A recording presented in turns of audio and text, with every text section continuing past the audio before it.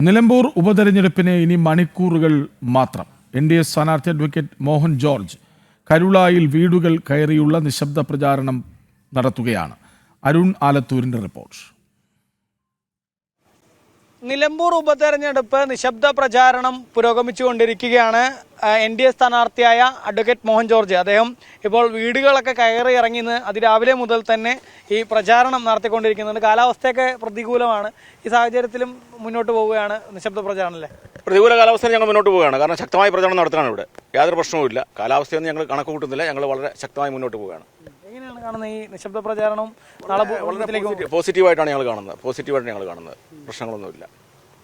നിലമ്പൂരിലെ ജനങ്ങളുടെ ഭാഗത്തു നിന്നുള്ള ഒരു പ്രതികരണം ഈ അവസാന മണിക്കൂറിൽ എങ്ങനെയാണ്? ജനങ്ങളൊരു മാറ്റം ആഗ്രഹിക്കുകയാണ്. ഒരു മാറ്റത്തിന് വേണ്ടിയാണ് ജനങ്ങൾ നിൽക്കുന്നത്. മാറ്റം ആണ് ജനങ്ങൾ താല്പര്യപ്പെടുന്നത്. ഞങ്ങളിവിടെ പറയുന്നത് വികസനത്തിന്റെ മുദ്രാവാക്യമല്ലേ. രാജീവ് ചന്ദ്രശേഖർജി ഇറക്കിയ പ്രകടന പത്രികയിൽ നിലമ്പൂരിന്റെ സമഗ്ര വികസനത്തെ ലാക്കാക്കിയിട്ടുള്ള 3 കാര്യങ്ങളാണ് പ്രധാനമായിട്ട് പറയുന്നത്. നിലമ്പൂർ നഞ്ചൻകോട് റെയിൽവേ ഞങ്ങൾ ഇത് ചെയ്യും, നിലമ്പൂർ ബൈപ്പാസ്, അങ്ങനെയുള്ള കാര്യങ്ങളാണ് ഞങ്ങൾ പറയുന്നത്. ഞങ്ങൾ ഈ നാട്ടിന്റെ വികസനത്തെ പറ്റിയാണ് പറയുന്നത്. ഈ നിലമ്പൂരിലെ ജനങ്ങളും അത് മനസ്സിലാക്കുന്നുണ്ടെന്ന് തന്നെയാണ്? അതെ, തീർച്ചയായിട്ടും മനസ്സിലാക്കുന്നുണ്ട്. ഈ ഇടതു വലത് മുന്നണികളൊക്കെ അവസാന മണിക്കൂറുകളിലും പ്രീണന രാഷ്ട്രീയം, അതായത് ഈ ജമാഅത്ത് ഇസ്ലാമിയെ കൂട്ടുപിടിച്ച് കോൺഗ്രസും അതുപോലെ PDPയെ കൂട്ടുപിടിച്ച് ഇടതുപക്ഷവും ഒക്കെ മുന്നോട്ട് പോകുന്ന കാഴ്ചയായിരുന്നു. അതുമൊക്കെ നിലമ്പൂരിലെ ജനങ്ങൾ തിരിച്ചറിയുമെന്ന് തന്നെയാണ് മനസ്സിലാക്കുന്നത്. തീർച്ചയായിട്ടും തിരിച്ചറിയും. അവർ കാണുന്നുണ്ടല്ലോ എല്ലാ കാര്യങ്ങളും. അവരുടെയൊക്കെ രാഷ്ട്രീയ ലക്ഷ്യങ്ങൾ അവർ കാണുന്നുണ്ട്. വികസനത്തിന്റെ മുദ്രാവാക്യം ഉയർന്നത് ഞങ്ങൾ മാത്രമേ ഉള്ളൂ. BJP മാത്രമേ ഉള്ളൂ. BDJS ഞങ്ങൾ ഒന്നിച്ചാണ്. BJP ആണ് കൂടുതൽ മുന്നോട്ട് നീങ്ങുന്നത്. ഈ വോട്ടർമാരോട് ഇനിയിപ്പോൾ പോളിംഗ് ബൂത്തിലേക്ക് അവർ കടക്കാൻ ഏതാനും മണിക്കൂറുകൾ മാത്രമേ ഉള്ളൂ.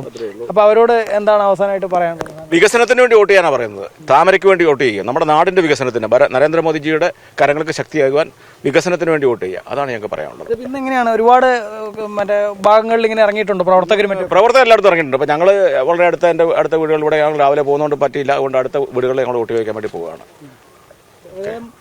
പ്രചാരണം പുരോഗമിച്ചുകൊണ്ടിരിക്കുകയാണ്. ഞാൻ നേരത്തെ പറഞ്ഞ പോലെ ചാറ്റൽ മഴ ഇങ്ങനെ പെയ്തുകൊണ്ടിരിക്കുന്നുണ്ട്. ചില സമയത്ത് കനത്ത മഴയും പെയ്യുന്നുണ്ട്. അതിനെയൊക്കെ അവഗണിച്ചുകൊണ്ടാണ് സ്ഥാനാർത്ഥിയും ഒപ്പം വിവിധയിടങ്ങളിൽ NDA പ്രവർത്തകർ ഓരോ ടീമുകളായി വീടുകൾ കയറി ഇറങ്ങി മറ്റുമൊക്കെ നിശബ്ദ പ്രചാരണം പുരോഗമിച്ചുകൊണ്ടിരിക്കുകയാണ്.